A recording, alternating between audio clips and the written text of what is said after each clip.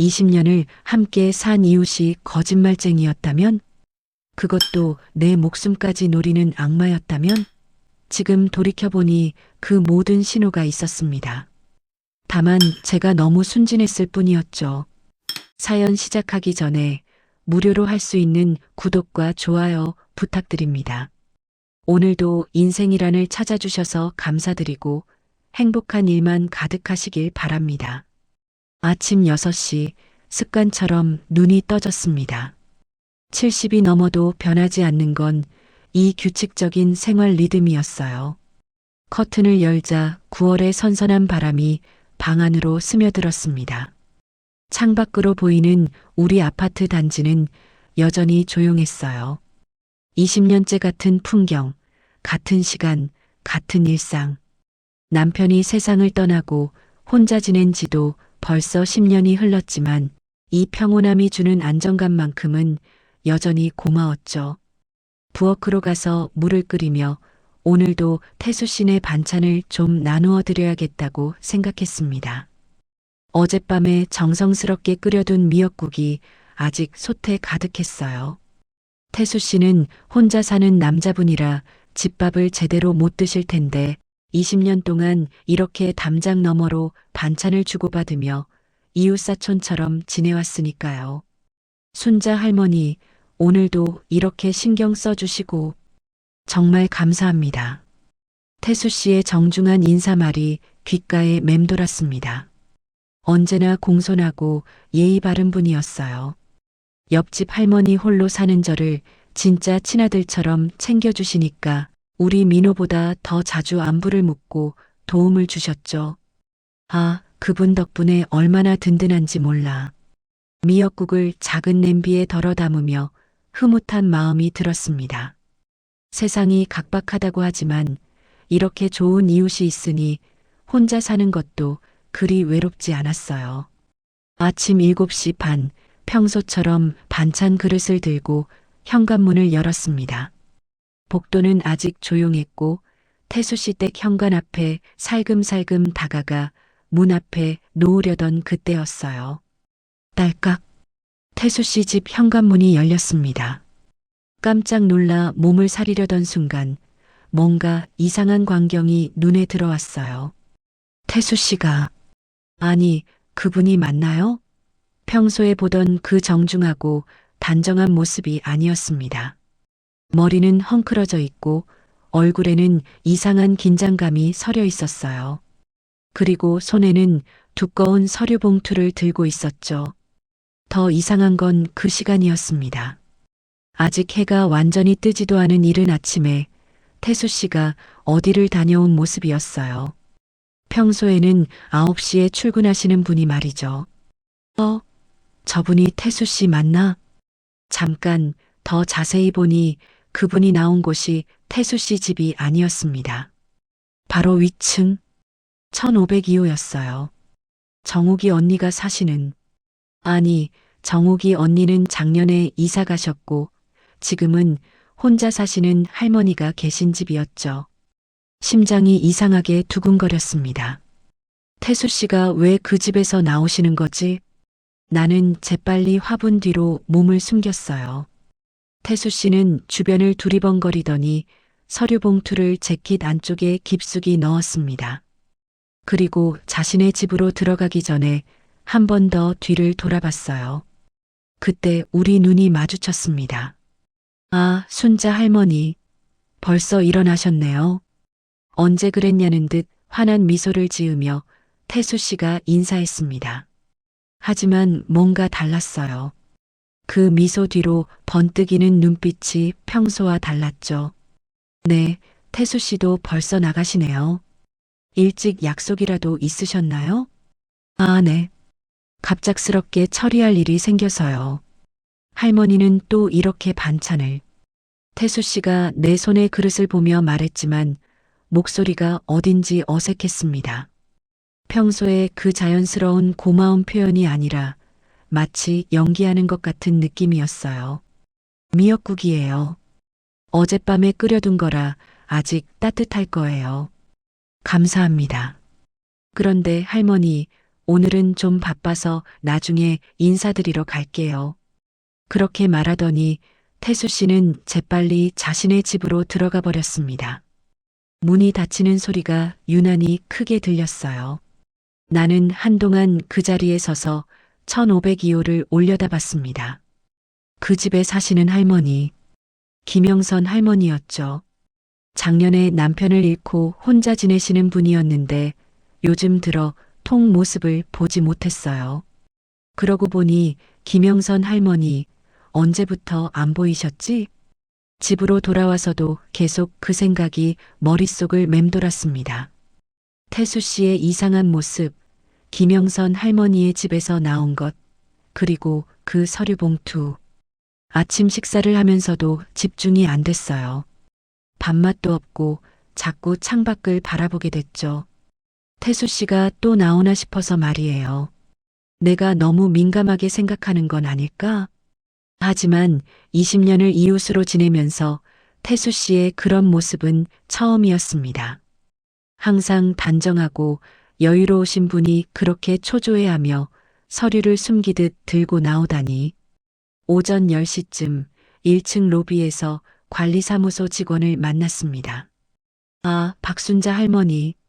혹시 김영선 할머니 소식 들으셨어요? 영선 할머니요?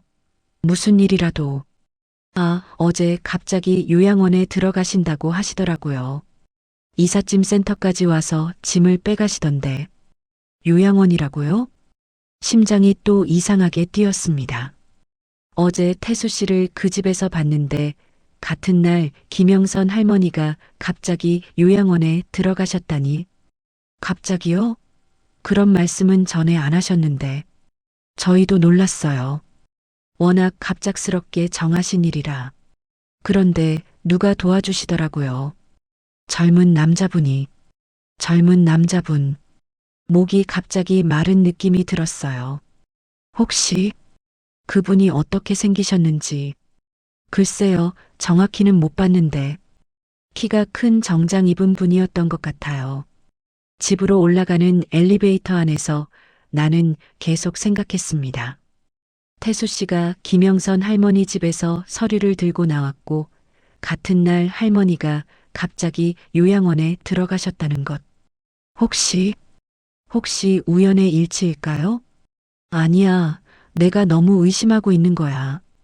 태수 씨가 도와주신 거일 수도 있고. 하지만 가슴 한편에서는 계속 불안감이 자라고 있었어요. 설명할 수 없는 뭔가 잘못됐다는 직감 같은 것이 말이죠. 점심시간에 아래층 정옥이 언니한테 전화를 걸었습니다. 언니 나야. 혹시 김영선 할머니 연락처 알아? 영선이? 왜 무슨 일 있어? 갑자기 요양원에 들어가셨다던데 너무 궁금해서. 어머, 정말? 그분이 요양원에? 언제부터? 정옥이 언니도 모르시는 것 같았어요. 김영선 할머니와 친했던 분도 갑작스러운 일이라고 하시니 정말로 갑작스럽게 정해진 일이 맞는 것 같았죠. 오후에 혼자 앉아서 뜨개질을 하고 있는데 현관문을 두드리는 소리가 났습니다. 순자 할머니, 저예요. 태수입니다. 평소에 그 다정한 목소리였어요. 문을 열자 태수 씨가 환하게 웃으며 서 있었습니다. 손에는 과일 바구니까지 들고 계셨죠. 할머니, 오늘 아침에 바빠서 제대로 인사도 못 드렸네요. 미안해서 과일 좀 사왔어요.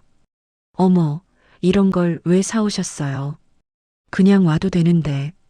아침에 받은 미역국 정말 맛있게 먹었어요. 역시 할머니 손맛은 못 따라가겠어요. 언제 그랬냐는 듯 자연스럽고 다정한 모습이었습니다. 하지만 이상하게도 아침에 본 그 모습이 자꾸 떠올랐어요.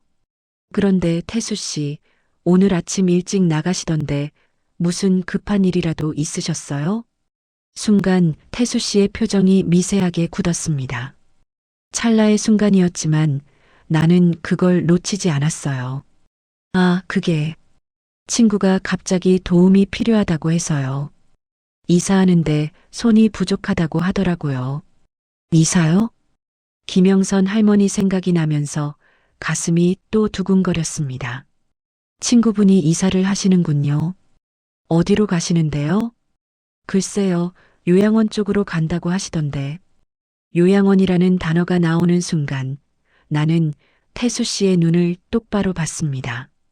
그런데 그분이 먼저 시선을 돌리시더라고요. 그때까지만 해도 나는 확신할 수 없었어요. 그저 이상한 우연이라고 생각하려 했죠. 하지만 태수 씨가 돌아간 후 혼자 남겨진 거실에서 나는 20년 동안 함께 지낸 이웃에 대한 의문을 품기 시작했습니다.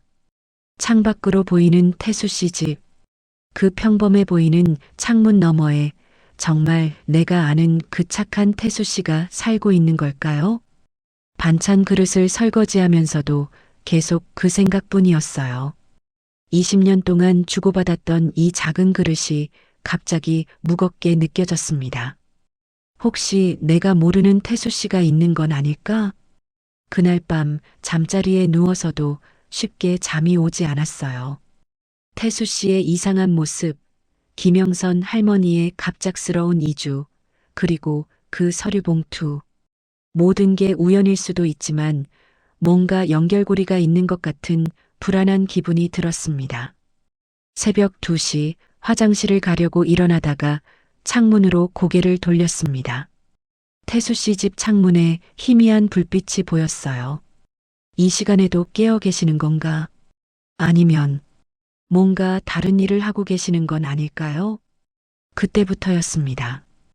20년간 믿었던 이웃에 대한 의심이 본격적으로 시작된 것이 김영선 할머니가 떠나신 지 일주일이 흘렀습니다.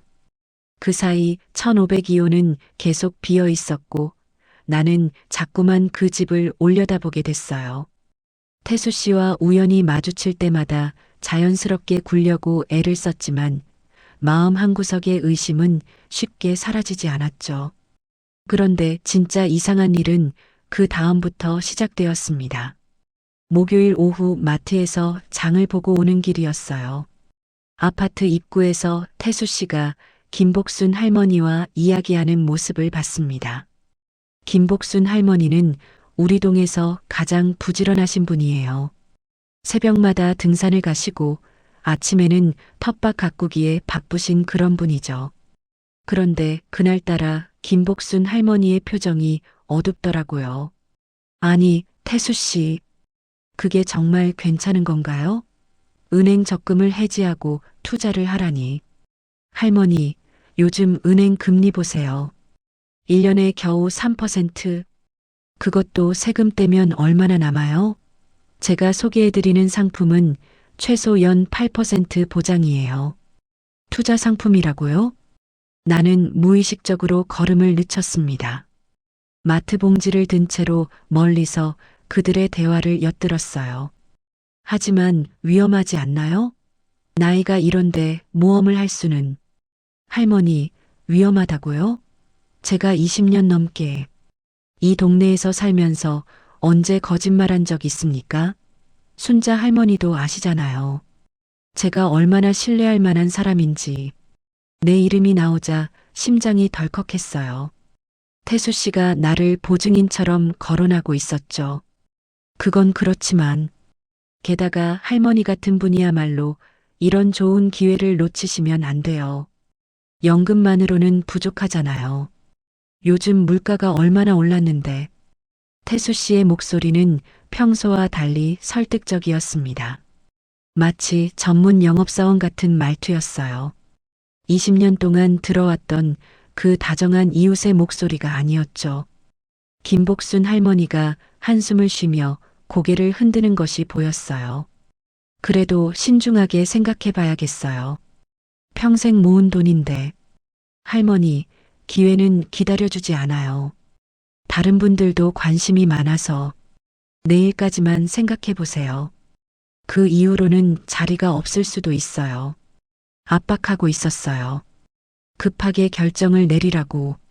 나는 그들이 헤어지는 모습을 지켜본 후 집으로 올라갔습니다. 엘리베이터 안에서도 계속 그 대화가 머릿속을 맴돌았어요. 태수 씨가 투자 상품을 권유한다고? 그분이 그런 일을 하셨나? 20년 동안 알고 지낸 태수 씨는 조용하고 성실한 회사원이었습니다. 투자나 금융 쪽 일과는 거리가 멀어 보이는 분이었죠. 그런데 갑자기 할머니들에게 투자를 권유한다니. 저녁 식사를 하면서도 계속 그 생각뿐이었어요. 혹시 태수 씨가 부업을 시작하신 건가? 아니면 불안한 마음에 아들 민호에게 전화를 걸었습니다. 민호야, 나야. 어머니, 무슨 일이세요? 목소리가 좀 이상한데. 아니야, 그냥. 혹시 투자 상품 같은 거 조심해야 할 게 있을까? 투자요? 어머니가 갑자기 왜? 혹시 누가 뭔가 권유했어요? 아들의 목소리가 갑자기 경계심 어린 톤으로 바뀌었어요. 아니야, 그냥 궁금해서. 요즘 노인들 대상으로 사기 같은 것도 많다고 하던데. 어머니, 절대 그런 거 하시면 안 돼요. 특히 은행 적금 해지하고 투자하자는 건 99% 사기예요. 누가 그런 얘기했어요? 은행 적금 해지. 태수 씨가 김복순 할머니한테 한 말과 똑같았어요. 아무도 안 했어. 그냥 TV에서 봐서. 어머니, 만약 정말 누가 그런 제안을 한다면 절대 혼자 결정하지 마세요. 꼭 저한테 먼저 연락해요. 알겠죠? 전화를 끊고 나서 더욱 불안해졌습니다. 아들의 반응을 보니 정말 위험한 일일 수도 있겠더라고요. 다음 날 아침 일찍 일어나서 창문으로 아래를 내려다봤어요. 혹시 태수 씨가 또 다른 할머니들과 이야기하는 모습을 볼 수 있을까 해서 말이죠. 과연 9시쯤 태수 씨가 나타났습니다. 이번에는 이웃동 301호에 사시는 최정자 할머니와 함께였어요. 나는 재빨리 베란다로 나가 빨래를 널며 그들의 대화를 들으려 했습니다.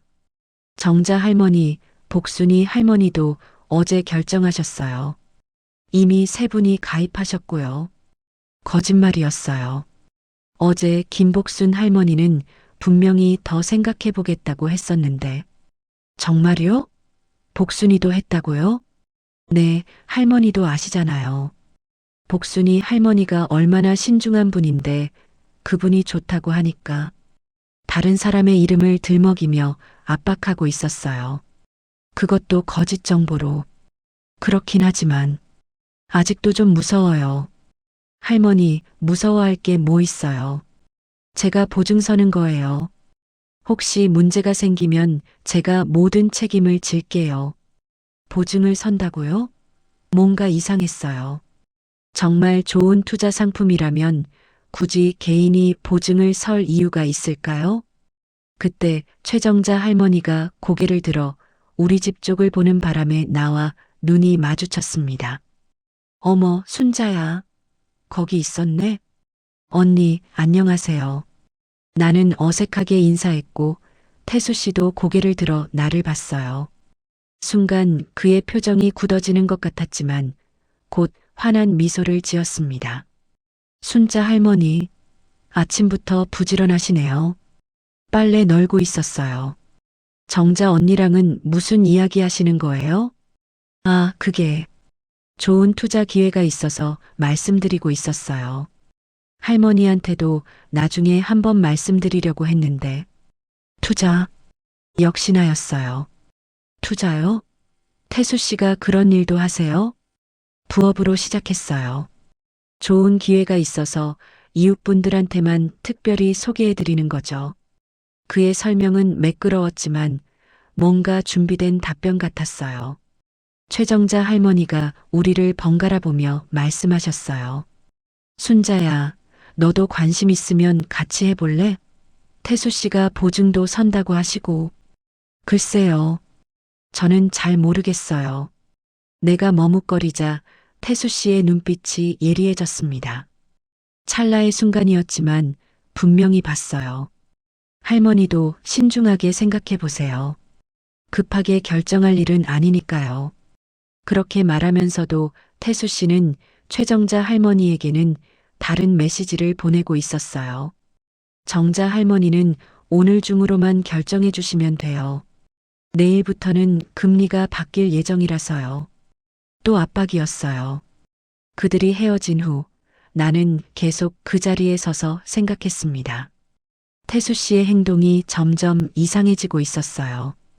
김영선 할머니의 갑작스러운 이주, 그리고 이제는 다른 할머니들에게 투자를 권유하는 것까지. 점심시간에 정욱이 언니한테 전화를 걸었습니다. 언니 나야. 혹시 요즘 태수 씨가 투자 얘기 같은 거 했어? 어떻게 알았어? 어제 전화가 왔더라고. 심장이 쿵 떨어졌어요. 무슨 얘기 했는데? 글쎄, 좋은 투자 상품이 있다고. 적금 해지하고 그걸로 투자하면 훨씬 많이 받을 수 있다고 하더라. 적금 해지. 또 같은 패턴이었어요. 그래서 뭐라고 했어? 나야 뭐, 일단 해보기로 했지. 태수 씨가 20년 넘게 이웃으로 지낸 사람인데 나쁜 짓을 하겠어? 언니 잠깐, 그거 혹시 이미 했어? 응, 어제 적금 해지하고 서류 다 작성했어. 왜, 뭐 문제 있어? 온몸에 소름이 돋았어요. 정욱이 언니가 이미 투자를 시작했다니. 언니, 서류 사본이라도 받았어? 그런 건 안 줬는데? 태수 씨가 본사에서 처리한다고 했어. 서류 사본도 안 준다고요? 정상적인 투자회사라면 반드시 계약서 사본을 주어야 하는데. 언니, 혹시 그 회사 이름이 뭐야? 뭐더라? 한국 뭐 인베스트먼트. 정확한 건 기억이 안 나네. 회사 이름도 정확히 기억하지 못한다니. 이상했어요. 전화를 끊고 나서 나는 확신했습니다. 태수 씨가 뭔가 이상한 일을 하고 있다고. 그날 저녁 아들에게 다시 전화를 걸었어요. 민호야, 엄마가 뭔가 이상한 걸 발견한 것 같아. 무슨 얘기예요? 나는 지난 며칠간 목격한 모든 것을 아들에게 털어놨습니다. 김영선 할머니의 갑작스러운 이주, 태수 씨의 수상한 행동, 그리고 할머니들에게 투자를 권유하는 일까지. 어머니, 그거 100% 사기예요. 절대로 하시면 안 돼요. 나는 안 할 거야. 하지만 정욱이 언니는 이미. 뭐라고요? 이미 돈을 투자했다고요? 응. 적금까지 해지하고. 어머니, 이거 정말 심각한 문제예요. 당장 경찰서에 신고해야 해요. 하지만 증거가 있나? 태수 씨는 20년 넘게 우리 이웃이었어.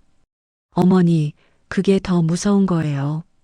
오랫동안 신뢰를 쌓은 다음에 이용하는 수법이거든요. 아들의 말을 들으니 더욱 섬뜩해졌어요. 20년 동안 쌓아온 신뢰가 모두 이 순간을 위한 준비였다는 건가요? 그날 밤 잠자리에 누워서도 계속 생각했습니다. 태수 씨의 진짜 모습이 뭘까? 정말 나쁜 사람이 맞을까? 하지만 아무리 생각해도 최근의 행동들은 설명이 안 됐어요. 갑작스러운 투자업 시작, 할머니들을 압박하는 방식, 서류 사본도 안 주는 것까지. 새벽 3시쯤 화장실을 가다가 창밖으로 태수 씨 집을 봤어요. 또 불이 켜져 있었죠. 이 시간에 뭘 하고 계실까? 그 순간 무서운 생각이 들었어요. 혹시 태수 씨가, 혹시 정말로. 아니야, 아직 확실하지 않아. 좀 더 지켜봐야 해. 하지만 이미 정욱이 언니는 돈을 투자한 상태였고 다른 할머니들도 하나둘 속아 넘어가고 있었어요. 시간이 얼마 남지 않았다는 불안감이 밀려왔습니다. 내가 뭔가 해야 하는데. 하지만 뭘 어떻게 해야 할지 모르겠었어요. 다음 날 아침 현관문을 나서는데 태수 씨와 마주쳤습니다. 순자 할머니, 안녕하세요. 네, 안녕하세요. 어제 정자 할머니랑 투자 얘기하는 거 보셨죠? 할머니도 관심 있으시면 언제든 말씀해 주세요. 직접 권유를 해오는 거였어요. 저는 잘 모르겠어요. 그런 건 어려워서. 어렵지 않아요. 제가 다 도와드릴게요. 특히 할머니 같은 분이야말로 이런 좋은 기회를. 태수 씨, 그런데 정말 안전한 거예요? 요즘 사기가 많다고 하던데. 순간 태수 씨의 얼굴이 굳어졌습니다. 할머니, 저를 의심하시는 건가요? 20년 넘게 이웃으로 지내면서 제가 언제 거짓말한 적 있나요? 목소리에 날이 서 있었어요. 평소에 그 다정한 톤이 아니었죠. 아니에요. 그런 게 아니라. 그냥 조심스러워서. 할머니, 기회는 기다려주지 않아요. 다른 분들은 벌써 시작했는데 할머니만 뒤처지시면. 협박 같았어요. 미묘하지만 분명한 압박이었죠. 좀 더 생각해 볼게요. 그러세요. 하지만 너무 오래 생각하시면 기회를 놓칠 수도 있어요. 그렇게 말하고는 태수 씨가 먼저 가버렸어요.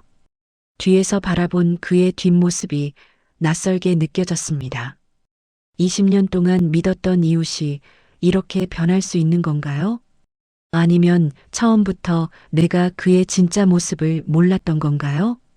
그날 오후 혼자 앉아서 뜨개질을 하면서도 계속 그런 생각뿐이었어요. 태수 씨에 대한 의심은 점점 커져만 갔고 동시에 다른 할머니들이 걱정되기 시작했습니다. 정욱이 언니는 이미 늦었지만 아직 다른 분들은 막을 수 있을지도 모르잖아요. 하지만 나 혼자서 무엇을 할 수 있을까요?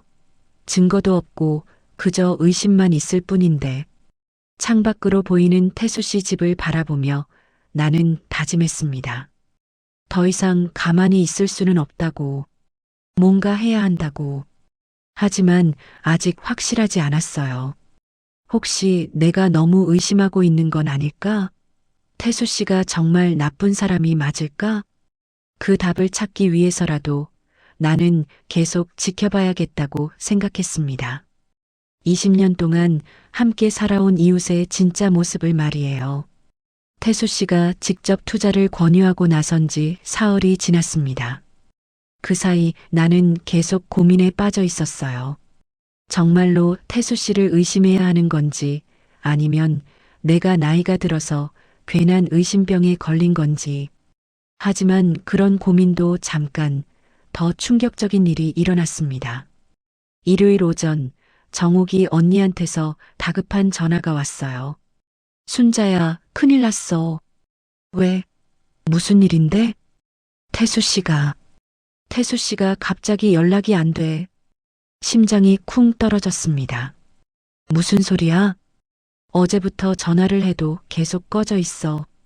그리고 투자한 돈에 대해서 문의하려고 했는데 그 회사라는 곳도 연락이 안 되는 거야.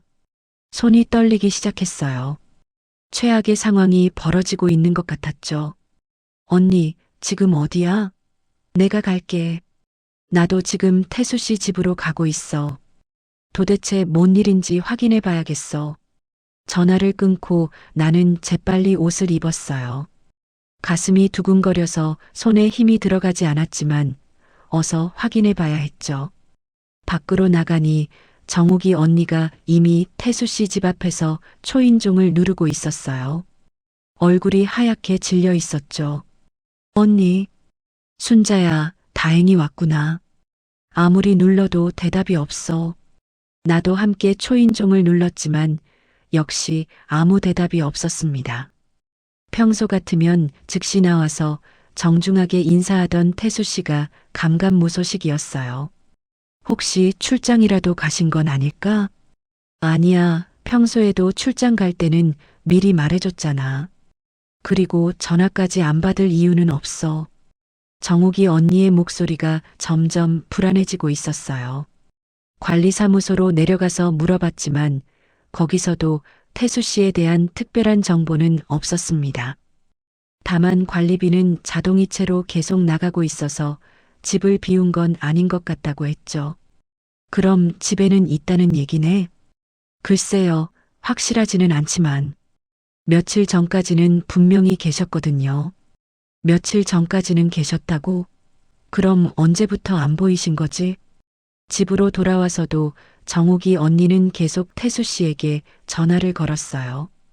하지만 계속 꺼져 있다는 안내 음성만 들릴 뿐이었죠. 순자야, 나 정말 어떡하지? 평생 모은 돈을 다 투자한 건데. 언니, 얼마나 투자했는데? 5천만 원. 적금 해지하고 보험도 해지해서 5천만 원이라니. 정욱이 언니에게는 전 재산이나 다름없는 큰 돈이었어요.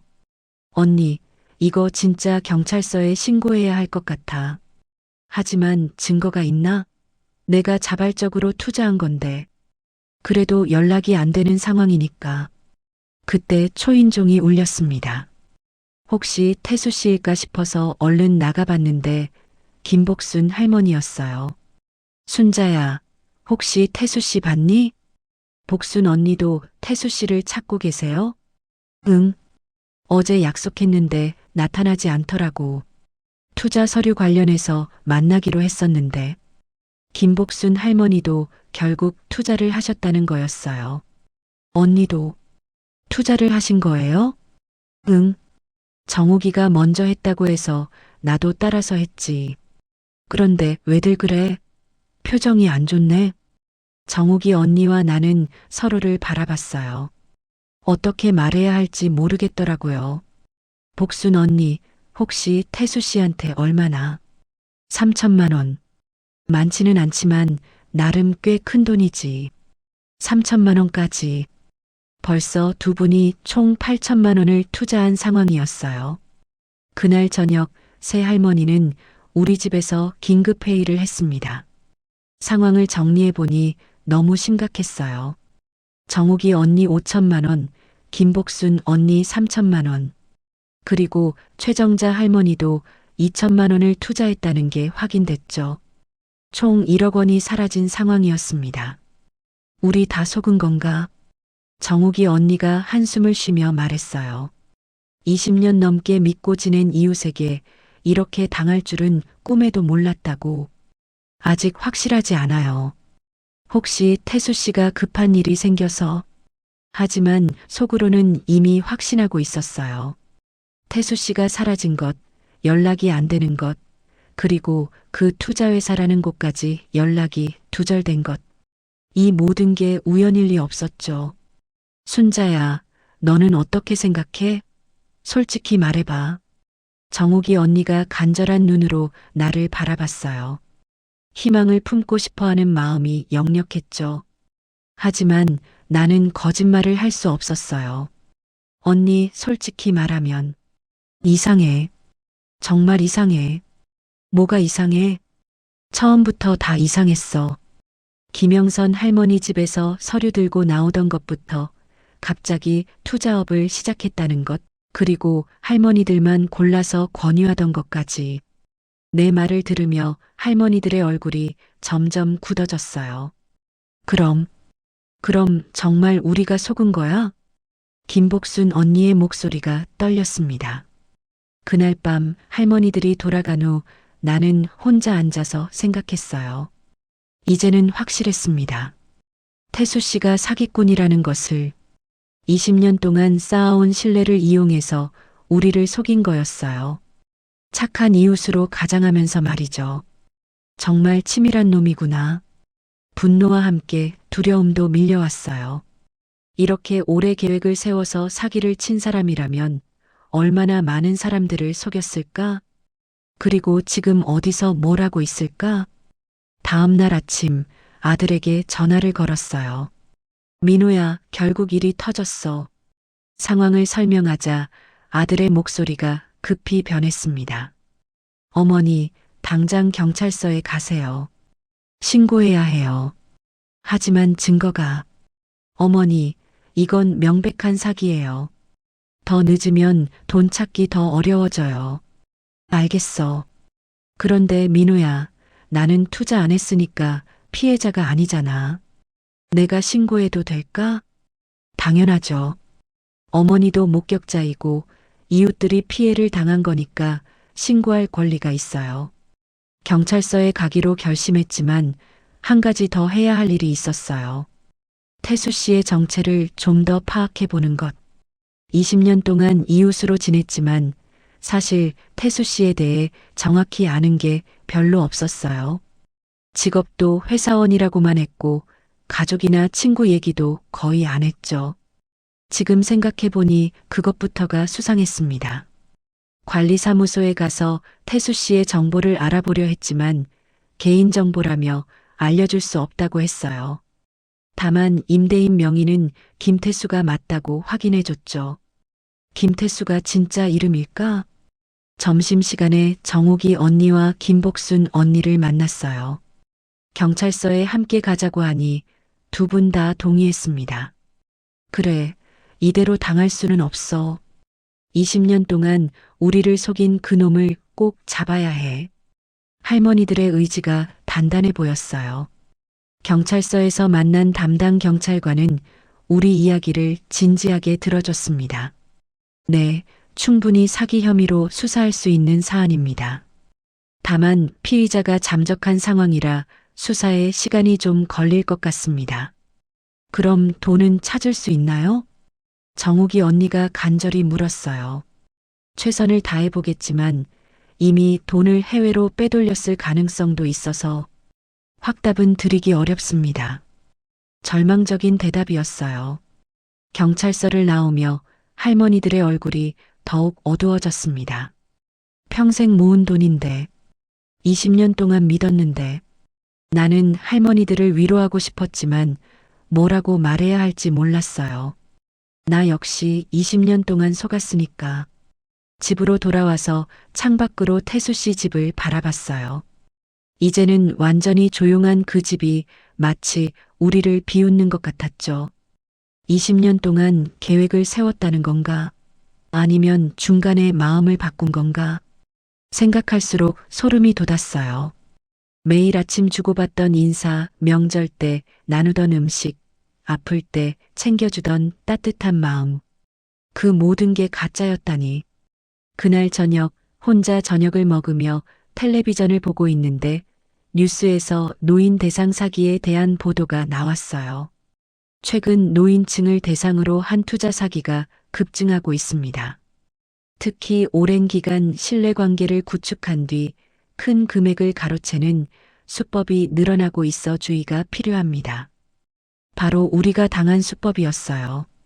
그럼 태수 씨가, 아니, 김태수가 전문적으로 이런 일을 해온 사기꾼이라는 건가? 더 무서운 생각이 들었어요. 우리가 첫 번째 피해자가 아닐 수도 있다는 생각 말이에요. 밤이 깊어갈수록 분노가 치밀어 올랐습니다. 20년 동안 진심으로 이웃을 대했는데 그 모든 시간이 이용당한 거였잖아요. 혼자서라도 뭔가 해야 해. 경찰 수사만 기다릴 수는 없었어요. 태수 씨가 완전히 사라지기 전에 뭔가 단서라도 찾아야 했죠. 다음 날부터 나는 본격적으로 태수 씨에 대해 알아보기 시작했습니다. 이웃들에게 물어보고 관리사무소 기록을 확인하고 그가 자주 가던 곳들을 돌아보며 정보를 수집했어요. 처음에는 막막했지만 하나씩 퍼즐이 맞춰지기 시작했습니다. 태수 씨가 이사 온 게 정확히 20년 전이었는데 그 전 거주지에 대한 정보는 전혀 없었어요. 마치 20년 전에 갑자기 나타난 것처럼 말이죠. 그리고 직장이라고 했던 회사도 알아보니 실제로는 존재하지 않는 회사였어요. 20년 동안 가짜 직장을 다녔다고 거짓말을 한 거였죠. 이 사람 정체가 뭐지? 조사를 할수록 태수 씨는 미스터리한 존재였어요. 20년 전에 갑자기 나타나서 완벽한 이웃 행세를 하다가 때가 되니까 사기를 치고 사라진 것. 마치 처음부터 이 모든 게 계획된 일 같았어요. 일주일 후 놀라운 사실을 하나 더 발견했습니다. 우리 아파트에 사는 다른 할머니들 중에서도 태수 씨에게 돈을 빌려준 분이 있었다는 거였어요. 아, 그 일? 작년에 태수 씨가 갑자기 급한 일이 있다고 해서 1천만 원을 빌려줬지. 곧 갚겠다고 했는데 아직? 이미 작년부터 시작된 일이었던 거예요. 투자 사기는 마지막 단계였고 그 전부터 이미 할머니들을 상대로 돈을 가로채고 있었던 거였죠. 총 피해액을 계산해 보니 1억 5천만 원이 넘었습니다. 우리 동네 할머니들의 평생 모은 돈이 한 사람의 거짓말로 사라진 거였어요. 그날 밤 나는 결심했습니다. 경찰 수사를 기다리는 것만으로는 안 돼. 내가 직접 찾아야 해. 70살이라는 나이가 무색하게 의지가 불타올랐어요. 속은 것도 억울하지만 다른 할머니들의 돈까지 사라진 상황을 그냥 넘어갈 수는 없었죠. 20년 동안 쌓인 신뢰를 이용한 그 악마 같은 놈을 반드시 찾아내겠다고 다짐했습니다. 하지만 혼자서는 한계가 있을 거라는 것도 알고 있었어요. 도움이 필요했죠. 그때 문득 생각난 사람이 있었어요. 우리 아파트 501호에 사시는 최진수 할아버지. 은행에서 40년 넘게 일하신 분이라 금융 관련 사기에 대해서는 누구보다 잘 아실 텐데.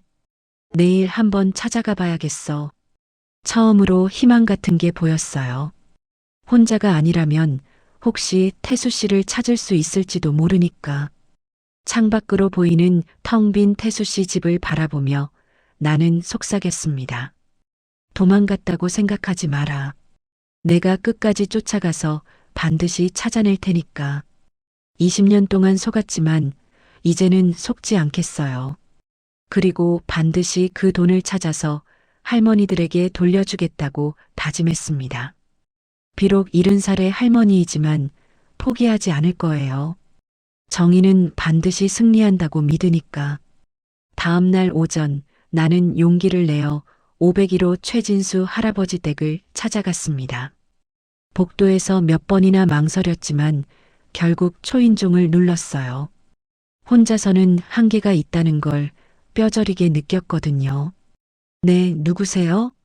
309호에 사는 박순자입니다. 잠시 시간 내주실 수 있으실까요? 문이 열리자 키 큰 체구의 온화한 인상의 할아버지가 나타났어요.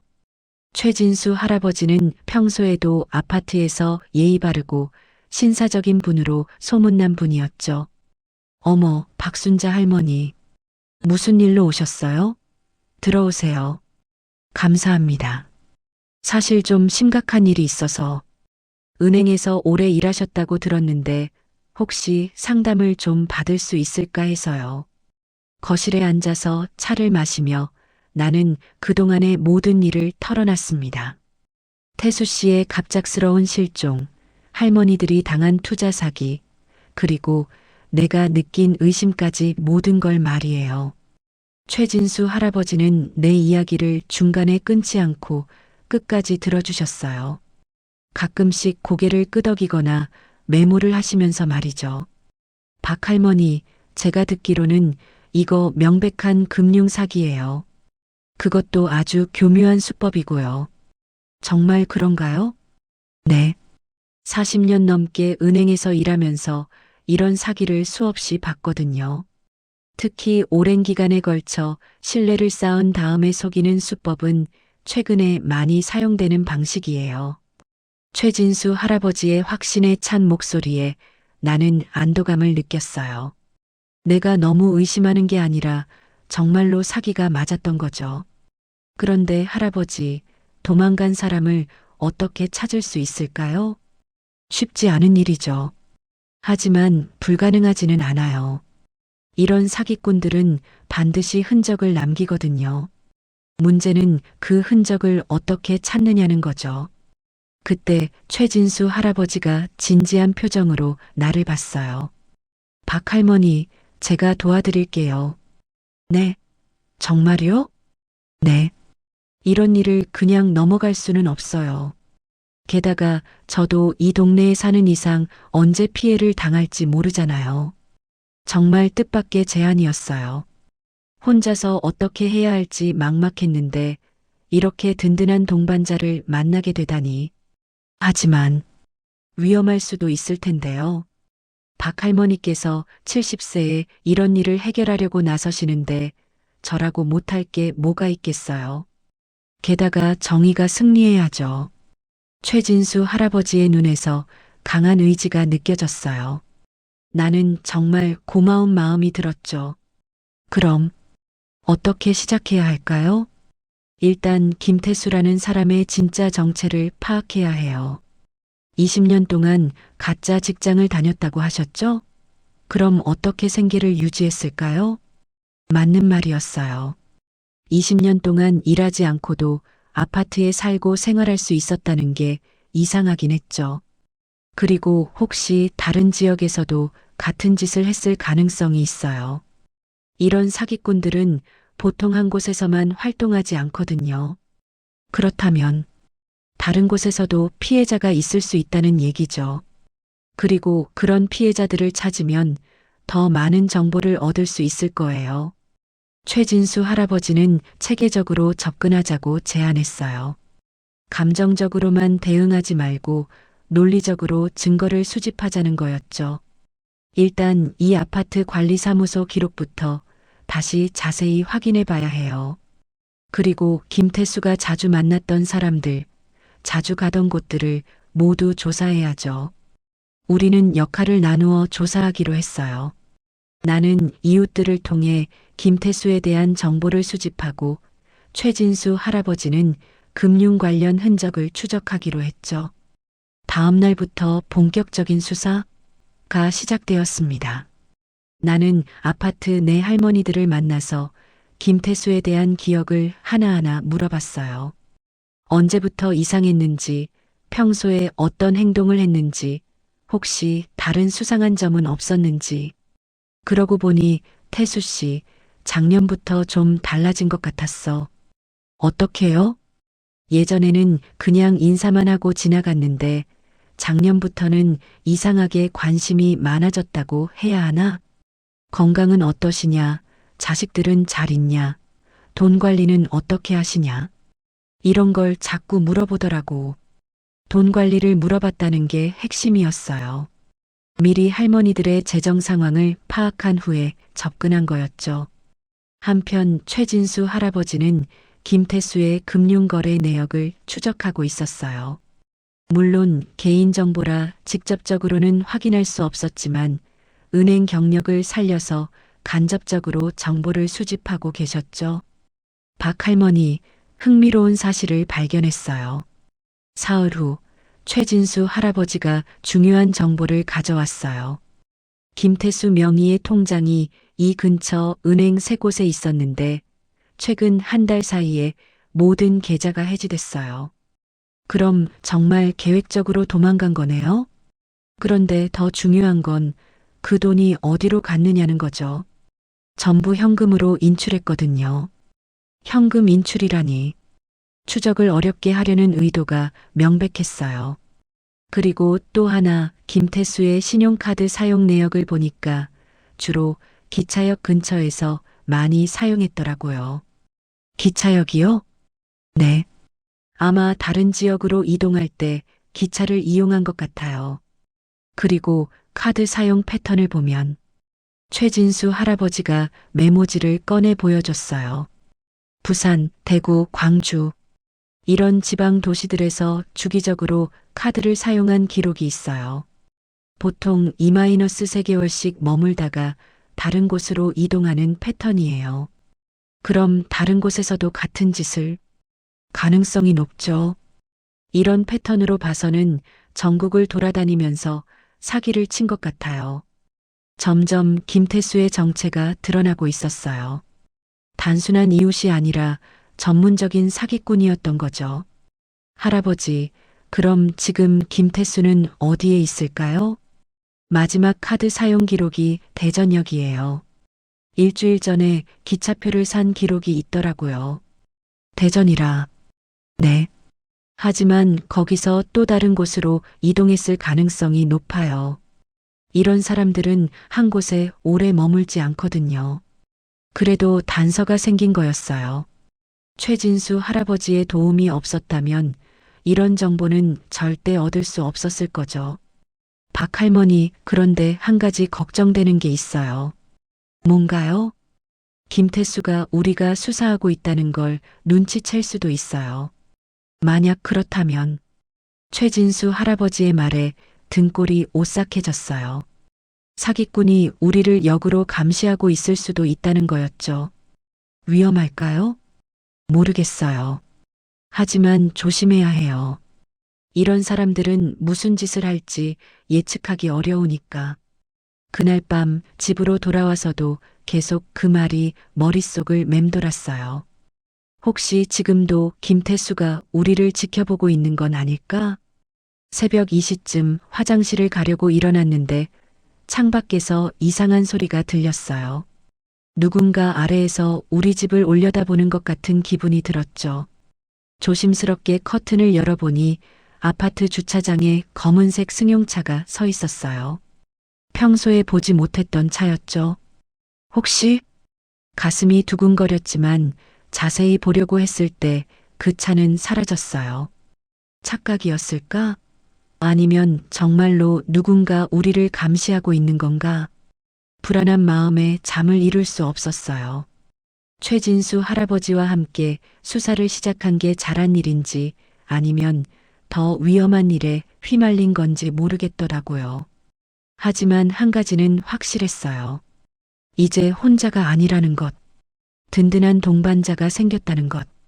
70살의 할머니 2명이 전국을 돌아다니는 사기꾼을 상대로 무엇을 할 수 있을까 싶지만 포기할 수는 없었어요. 정의는 반드시 승리해야 하니까요. 그리고 속은 돈을 찾아서 할머니들에게 돌려줘야 하니까. 다음 날부터는 더욱 조심스럽게 수사를 계속하기로 했습니다. 혹시 모를 위험에 대비해서 말이에요. 하지만 두려움보다는 희망이 더 컸어요. 최진수 할아버지라는 든든한 동반자가 있으니까 뭔가 해낼 수 있을 것 같았거든요. 김태수, 아니 그 사기꾼이 누구든 간에 우리가 반드시 찾아내고야 말겠어요. 최진수 할아버지와 함께 수사를 시작한 지 일주일이 지났습니다. 그 사이 우리는 김태수에 대한 놀라운 사실들을 하나씩 발견해 나가고 있었어요. 하지만 진짜 충격적인 진실은 그때 밝혀졌습니다. 화요일 오후 최진수 할아버지가 급하게 우리 집으로 찾아왔어요. 얼굴에는 긴장감이 역력했죠.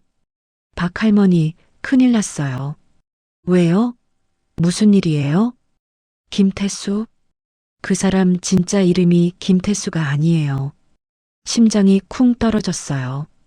예상은 했지만 직접 확인하니 충격이었죠. 그럼 뭔가요? 이준호. 진짜 이름은 이준호예요.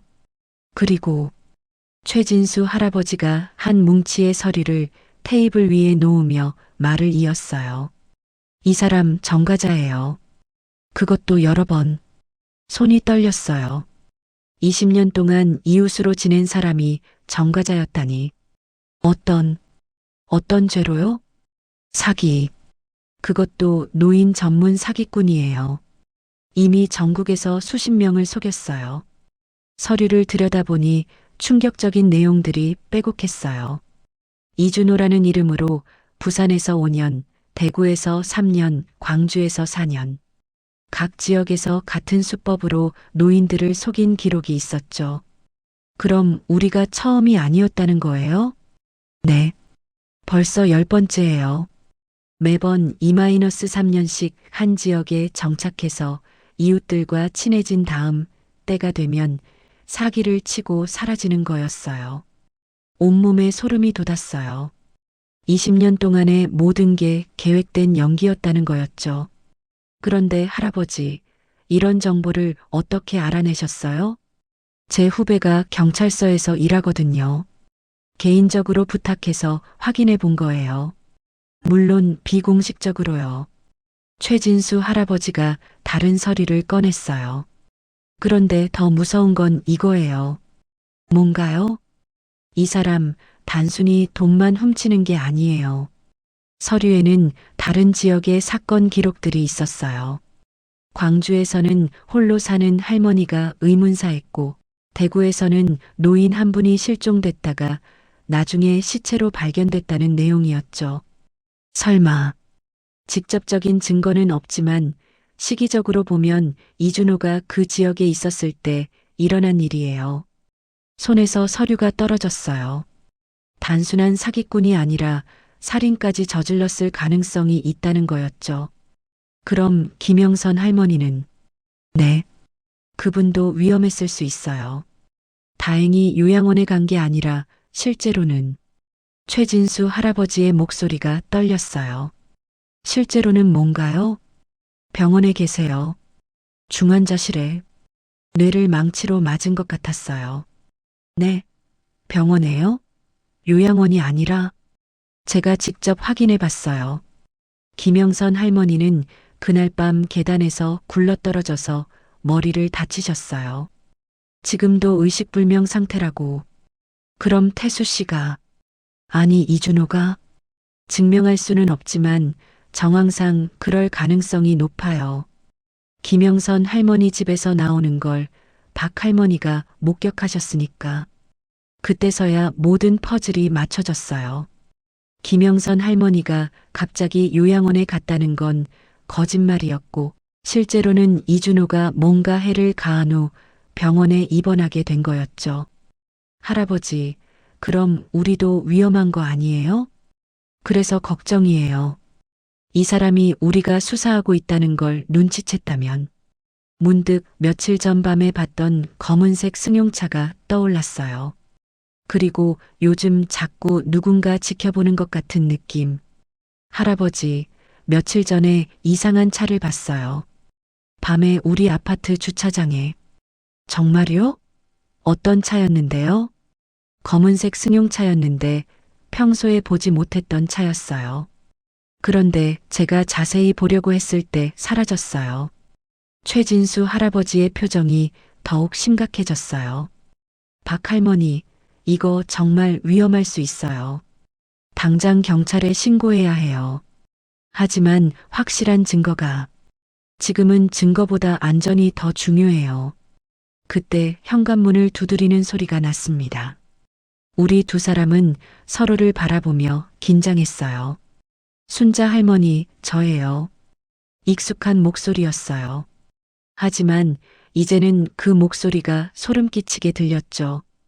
김태수? 아니, 이준호였어요. 할머니, 잠깐만 문 열어주세요. 할 얘기가 있어서요. 최진수 할아버지가 재빨리 서류들을 숨기며 속삭였어요. 절대 문 열지 마세요. 뒤쪽 방으로 가 계세요. 하지만 이미 늦었어요. 현관문 손잡이가 돌아가고 있었거든요. 문이 잠겨 있네요. 할머니, 괜찮으세요? 문을 잠갔던 게 다행이었어요. 하지만 이준호가 열쇠를 가지고 있다면? 할머니 안에 계시죠? 제가 들어갈게요. 정말로 열쇠 소리가 들렸어요. 20년 동안 비상시를 대비해서 서로 열쇠를 맡겨놨던 게 이런 상황에서 독이 될 줄은. 문이 열렸습니다. 할머니, 어디 계세요? 이준호가 집 안으로 들어오는 발소리가 들렸어요. 최진수 할아버지와 나는 안방에 숨어서 숨을 죽이고 있었죠. 할머니, 나와 계시죠? 같이 얘기 좀 해요. 그의 목소리가 점점 가까워졌어요. 하지만 이상하게도 평소에 그 다정한 톤이 아니었죠. 뭔가 위협적인 느낌이 들었어요. 할머니, 요즘 이상한 짓 하고 계시죠? 심장이 터질 것 같았어요. 역시 우리가 수사하고 있다는 걸 알고 있었던 거예요. 김영선 할머니한테 무슨 일이 있었는지 궁금하시죠? 제가 알려드릴게요. 발소리가 안방 문 앞에서 멈췄어요. 할머니, 여기 계시죠? 문 손잡이가 돌아갔지만 다행히 안쪽에서 걸어놨었어요. 문을 열어주세요, 할머니. 이준호의 목소리가 더 이상 이웃의 목소리가 아니었어요. 완전히 다른 사람, 위험한 사람의 목소리였죠. 최진수 할아버지가 휴대폰으로 112에 신고하려 했지만 전화가 안 터졌어요. 이상했죠. 할머니, 휴대폰도 안 되실 거예요. 제가 전파 차단기를 가져왔거든요. 소름이 돋았어요. 정말로 계획적으로 온 거였어요. 20년 동안 착한 이웃 노릇하느라 힘들었어요. 이제 그만 끝내고 싶어요. 그때 갑자기 문을 박차는 소리가 났어요.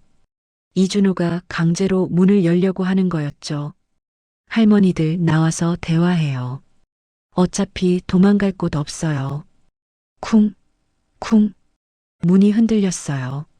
곧 뚫릴 것 같았죠. 최진수 할아버지가 창문을 가리키며 속삭였어요. 소방대가 있어요. 저기로 나가요. 3층이라 높긴 했지만 다른 선택이 없었어요. 창문을 열고 소방대로 나가려는 순간 안방 문이 부서졌어요. 어디 가세요? 이준호가 문을 부수고 들어왔어요. 하지만 그의 얼굴은 더 이상 내가 아는 태수 씨가 아니었죠. 완전히 다른 사람, 차가운 눈빛의 위험한 사람이었어요. 20년 동안 연기하느라 정말 힘들었어요. 특히 할머니는 너무 의심이 많아서 골치 아팠어요. 당신이 정말, 네, 맞아요.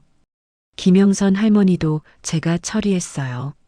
너무 많이 알아버렸거든요. 김영선 할머니를. 정말로 그가 해를 가한 거였어요.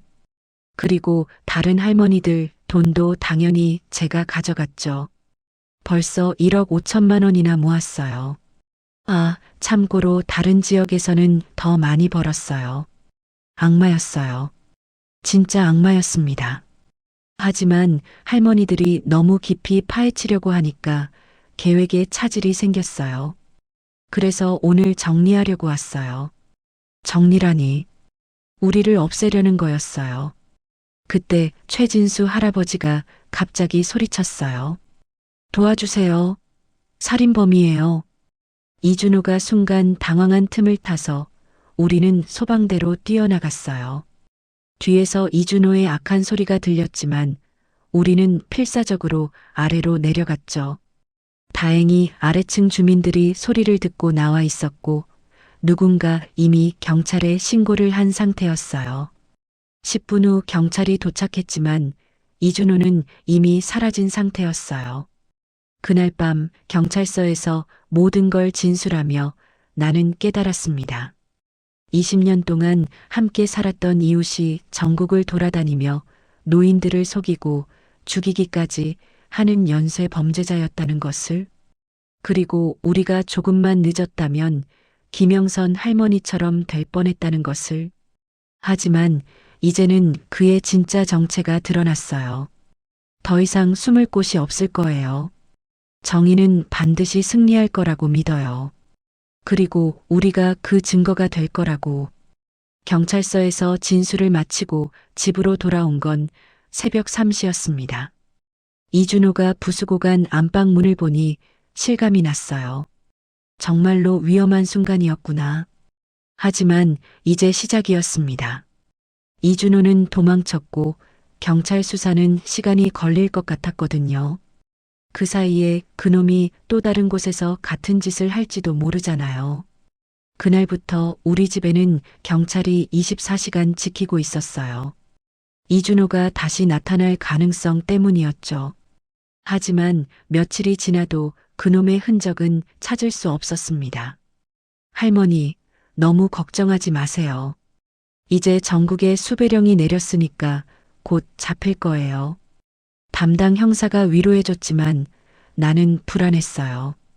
이준호 같은 놈은 쉽게 잡히지 않을 것 같았거든요. 최진수 할아버지도 마찬가지였어요. 며칠째 밤잠을 못 이루고 계셨죠. 박 할머니, 제가 괜히 도와드린다고 해서 더 위험한 상황을 만든 건 아닐까요? 무슨 말씀이세요? 할아버지 덕분에 진실을 밝힐 수 있었잖아요. 하지만 정말 위험한 일은 그 다음에 벌어졌습니다. 목요일 오후 정옥이 언니한테서 다급한 전화가 왔어요. 순자야, 큰일 났어. 또 무슨 일이야? 복순이가 사라졌어. 김복순 할머니가 사라졌다고요? 무슨 소리야? 언제부터? 어젯밤부터 연락이 안 돼. 오늘 아침에 집에 가봤는데 아무도 없더라고. 그런데 정욱이 언니의 목소리가 떨렸어요. 그런데 뭐야? 현관문이 열려 있었어. 그리고 집안이 엉망이었어. 심장이 쿵 떨어졌어요. 이준호가 김복순 할머니에게 해를 가한 것 같았거든요. 지금 경찰에 신고했어? 응, 했어. 그런데 경찰들도 이준호 때문일 가능성이 높다고 하더라. 나는 바로 밖으로 나가려 했지만 경호하던 경찰관이 막았어요. 할머니, 위험해요. 이준호가 할머니를 노리고 있을 수 있어요. 하지만 복순 언니가 저희가 처리할게요. 할머니는 절대 집 밖으로 나가시면 안 돼요. 하지만 가만히 있을 수 없었어요. 김복순 할머니는 나 때문에 위험에 처한 거나 마찬가지였거든요. 이준호가 우리 수사를 방해하려고 다른 할머니들을 표적으로 삼는 것 같았어요. 그날 밤 김복순 할머니의 소식은 여전히 없었어요. 경찰들이 수색하고 있지만 아무런 단서도 찾지 못했죠.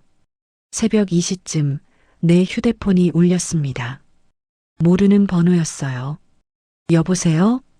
순자 할머니? 이준호였어요. 그놈의 목소리를 듣는 순간 온몸이 얼어붙었죠. 복순이 할머니가 어디 있는지 궁금하시죠? 당신이 복순 언니를 어떻게 한 거야? 아직은 무사해요. 하지만 언제까지 무사할지는 모르겠네요. 협박이었어요. 김복순 할머니를 인질로 잡고 나를 협박하는 거였죠. 뭘 원하는 거야? 간단해요. 할머니가 경찰한테 제공한 정보들을 모두 철회하세요. 그리고 더 이상 저를 쫓지 마세요. 그러면 복순 언니를 풀어줄 거야? 물론이죠. 저는 원래 할머니들한테 해를 가하고 싶지 않았어요. 그냥 조용히 돈만 가져가려고 했는데 할머니가 너무 깊이 파고들어서 이 악마 같은 놈이 마치 우리 잘못인 것처럼 말하고 있었어요. 어떻게 믿어? 당신이 약속을 지킬 거라고 어떻게 믿어? 믿든 말든 할머니 선택이에요. 하지만 시간이 없어요. 내일 오후 6시까지 결정하세요. 전화가 끊어졌어요. 나는 떨리는 손으로 최진수 할아버지와 경찰에게 연락했습니다. 상황을 설명하니 모두들 심각해했어요. 할머니, 절대 그 말을 들으면 안 돼요. 정보를 철회한다고 해도 복순 할머니를 살려둘 리 없어요. 담당 형사의 말이 맞았어요. 이준호는 이미 김영선 할머니에게 해를 가한 놈이었으니까. 그럼 어떻게 해야 해요? 복순 언니가 위험해요. 역추적해서 위치를 찾아보겠어요. 그리고 협상 전문가를 부를게요. 하지만 시간이 부족했어요. 다음 날 오후 6시까지 불과 18시간밖에 남지 않았거든요. 그날 밤 내내 잠을 못 이뤘어요. 김복순 할머니가 어디선가 고생하고 있을 생각을 하니 가슴이 미어졌죠. 내가 괜히 이런 일을 벌여서 복순 언니까지 위험하게 만들었구나. 후회가 밀려왔어요. 그냥 경찰에 맡기고 가만히 있을 걸 그랬나 싶기도 했고요. 하지만 동시에 분노도 치밀어 올랐어요. 20년 동안 우리를 속이고 돈을 훔치고 이제는 할머니를 인질로 잡다니. 다음 날 오전 최진수 할아버지가 찾아왔어요. 박 할머니, 밤새 생각해 봤는데 뭔가요? 우리가 직접 찾아야 할 것 같아요. 네, 직접요? 경찰로서는 한계가 있어요. 하지만 우리는 이준호를 20년 동안 봤잖아요. 그 사람의 습관이나 성격을 제일 잘 아는 건 우리예요. 맞는 말이었어요. 경찰은 서류상의 정보만 알지만 우리는 이준호의 실제 모습을 봐왔으니까. 그럼 어디부터 찾아야 할까요? 이준호가 자주 가던 곳들이 있을 거예요. 20년 동안 아무것도 안 했을 리는 없잖아요. 우리는 이준호의 생활 패턴을 다시 분석해 봤어요. 20년 동안의 기억을 총동원해서 말이죠. 그러고 보니 태수 씨, 아니 이준호가 가끔 약수터에 간다고 했었어. 약수터요? 네. 건강을 위해서 일주일에 한 번씩 간다고 했었는데 도봉산 쪽에 있는 약수터였던 것 같아요. 거기 가볼까요? 경찰들은 말렸지만 우리는 몰래 나갔어요. 시간이 없었거든요. 도봉산 약수터는 생각보다 한적한 곳이었어요. 평일 오후라 사람도 별로 없었죠. 약수터 주변을 돌아보던 중 최진수 할아버지가 뭔가를 발견했어요. 저기요. 산 중턱에 낡은 펜션 같은 건물이 보였어요. 휴업 간판이 붙어 있었지만 최근에 사람이 드나든 흔적이 있었죠. 혹시 우리는 조심스럽게 그 건물로 다가갔어요. 뒷창으로 몰래 들여다보니 김복순 할머니가 의자에 묶여 있는 모습이 보였어요. 복순 언니. 하지만 소리를 낼 수는 없었어요. 이준호가 어디 있는지 모르거든요. 최진수 할아버지가 112에 신고하는 동안 나는 다른 창문을 통해 계속 지켜봤어요. 복순 언니는 의식이 있어 보였지만 많이 지친 상태였죠. 그때 이준호가 나타났어요. 손에는 무언가 위험한 것을 들고 있었죠. 할머니, 시간이 됐네요.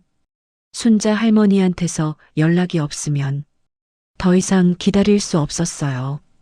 경찰이 오기 전에 복순 언니에게 무슨 일이 생길 수도 있었거든요. 나는 앞문으로 뛰어갔어요. 여기 있어.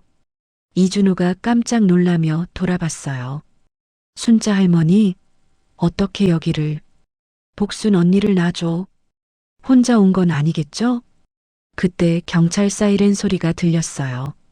최진수 할아버지가 신고한 경찰들이 도착한 거였죠. 이준호의 표정이 급변했어요. 완전히 궁지에 몰린 짐승 같은 눈빛이었죠. 다 할머니 때문이에요. 조용히 있으면 될걸. 그놈이 나를 향해 달려들려는 순간 경찰들이 문을 부수고 들어왔어요. 경찰이다. 손들어. 마침내 이준호가 붙잡혔습니다. 20년 동안 완벽한 이웃 연기를 했던 그 악마가. 김복순 할머니는 탈수 증세가 있었지만 큰 부상은 없었어요. 병원으로 이송되면서도 내 손을 꽉 잡고 계셨죠. 순자야, 고마워. 내가 찾아줘서. 나는 울음이 터져 나왔어요. 정말 다행이었어요. 조금만 늦었다면 큰일 날 뻔했거든요. 그날 밤 병원에서 김복순 할머니와 함께 있으면서 나는 생각했어요. 이 모든 일이 끝난 건 아니라는 것을. 이준호는 붙잡혔지만 아직 우리가 잃은 돈은 돌아오지 않았거든요. 순자야, 우리 돈은 찾을 수 있을까? 복순 언니가 걱정스러운 목소리로 물었어요. 걱정 마세요, 언니. 반드시 찾을 거예요. 하지만 솔직히 확신은 없었어요. 이준호가 돈을 어디에 숨겨뒀는지 아니면 이미 다른 곳으로 빼돌렸는지 알 수 없었거든요. 다음 날 경찰서에서 이준호를 직접 봤어요. 수갑을 찬 채로 조사실에 앉아 있는 그의 모습은 20년 동안 봐왔던 착한 이웃과는 완전히 달랐죠. 박순자 씨, 몇 가지 확인하고 싶은 것이 있습니다. 담당 형사가 나를 따로 불렀어요. 이준호가 자백하기 시작했습니다. 하지만 돈의 행방에 대해서는 입을 다물고 있어요. 그럼 우리 돈은? 포기하지 마세요. 계속 수사하겠습니다. 다만 시간이 좀 걸릴 것 같아요. 그때였어요. 갑자기 조사실에서 소리가 났어요. 순자 할머니를 만나게 해주세요. 이준호가 소리치는 것 같았어요. 저한테 뭔가 할 말이 있나 봅니다. 만나시겠어요? 형사가 물었지만 솔직히 그 악마 같은 놈을 다시 보고 싶지 않았어요. 하지만 혹시 돈의 행방을 알 수 있을지도 모르잖아요. 만나겠어요. 조사실에 들어가니 이준호가 초라한 모습으로 앉아 있었어요. 20년 동안 봐왔던 당당하고 자신감 있는 모습은 온데간데 없고 완전히 다른 사람이 되어 있었죠. 할머니, 할 말이 있다며? 죄송합니다. 처음으로 진심 어린 사과였어요. 하지만 이미 늦었죠. 지금 와서 사과가 무슨 소용이야? 20년 동안 우리를 속였으면서 할머니들 돈 찾아드릴게요. 어디에 숨겼어? 그게 전부 주식에 투자했어요. 그런데 폭락해서 순간 머리가 하얘졌어요. 우리 돈을 주식에 투자했다가 잃었다고요? 얼마나 남아있어? 거의 다 날렸어요. 망치로 머리를 맞은 것 같았어요. 할머니들의 평생 모은 돈이 주식 투자 실패로 사라졌다니. 그럼 우리 돈은 영영 못 찾는다는 거야? 할머니, 제가 평생 갚아드릴게요. 교도소에서 나오면, 내가 나오려면 몇십 년이 걸릴 텐데, 그때까지 우리가 살아있을 것 같아? 이준호가 고개를 떨궜어요. 할 말이 없었던 거죠. 조사실을 나오며 나는 절망감에 빠졌어요. 범인은 잡았지만 정작 중요한 돈은 찾을 수 없다니. 최진수 할아버지와 다른 할머니들에게 어떻게 말해야 할까요? 평생 모은 돈이 한순간에 사라졌다고? 그날 밤 집에 혼자 앉아서 울었어요. 20년 동안 믿었던 이웃에게 속았다는 배신감, 그리고 다른 할머니들의 돈까지 구하지 못했다는 죄책감이 밀려왔거든요. 내가 괜히 나서서 이런 일을 키운 건 아닐까? 하지만 포기할 수는 없었어요. 분명히 다른 방법이 있을 거라고 믿었거든요. 새벽까지 뜬 눈으로 지새우며 생각했어요. 이준호 같은 사기꾼이 정말로 모든 돈을 주식에서 잃었을까? 아니면 다른 곳에 숨겨놨을 가능성은 없을까? 내일부터 다시 시작해야겠어요. 이번에는 돈을 찾기 위한 수사를. 비록 70살의 할머니이지만 마지막까지 포기하지 않을 거예요. 정의는 반드시 승리한다고 믿으니까요. 이준호가 모든 돈을 잃었다고 한 그 말을 믿을 수가 없었어요. 20년 동안 치밀하게 계획을 세운 사람이 그렇게 허무하게 돈을 날렸을 리 없었거든요. 다음 날부터 나는 최진수 할아버지와 함께 다시 조사에 나섰습니다. 이번에는 이준호가 숨겨놨을지도 모르는 돈의 행방을 찾기 위해서였어요. 박할머니 생각해보니 이상한 게 있어요. 뭔가요? 이준호가 주식 투자를 했다고 했잖아요. 그런데 그 사람이 20년 동안 가짜 직업을 가지고 살았는데 어떻게 주식 계좌를 만들었을까요? 맞는 말이었어요. 가짜 신분으로는 정식 주식 계좌를 개설하기 어려웠을 텐데. 그럼 거짓말이라는 뜻인가요? 가능성이 높아요. 아마 다른 곳에 돈을 숨겨뒀을 거예요. 우리는 이준호의 생활을 다시 자세히 분석해 봤어요. 20년 동안의 행동 패턴, 자주 가던 곳들, 그리고 혹시 우리가 놓친 단서는 없는지. 그런데 할아버지, 태수 씨, 아니 이준호가 가끔 은행에 자주 간다고 했던 것 기억나세요? 네, 기억해요. 매월 둘째 주 화요일마다 나갔었죠.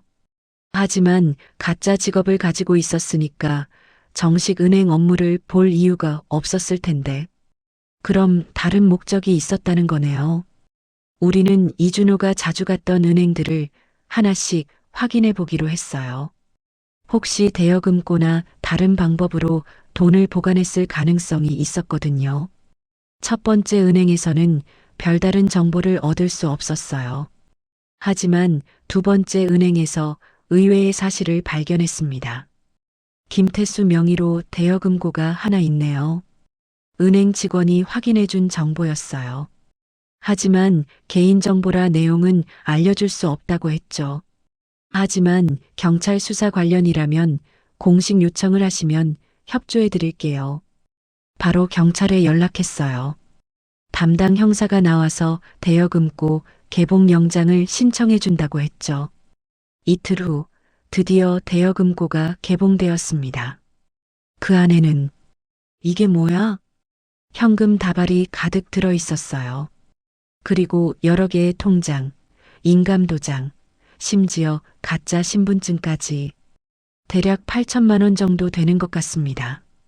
형사가 돈을 세어보며 말했어요. 우리가 잃은 돈 중 상당 부분이 여기 있었던 거예요. 그럼 나머지 돈은 어디에? 그때 최진수 할아버지가 통장 중 하나를 가리켰어요. 이 통장 보세요. 이름이 이철수로 되어 있어요. 또 다른 가짜 신분이네요. 은행에서 확인해 보니 이철수 명의의 계좌에 3천만 원이 더 입금되어 있었어요. 그러면 총 1억 1천만 원을 찾은 거네요. 아직 4천만 원이 부족하지만 그래도 대부분은 찾았어요. 할머니들에게 돌려줄 수 있는 돈이 생긴 거였어요. 눈물이 났어요. 하지만 진짜 충격적인 발견은 그 다음이었습니다. 대여금고에서 나온 서류들을 경찰이 분석한 결과 이준호의 진짜 정체가 더 자세히 드러났어요. 박 할머니, 이준호에 대해 더 놀라운 사실을 발견했습니다. 뭔가요? 이 사람 단순한 사기꾼이 아니에요. 조직의 일원이었어요.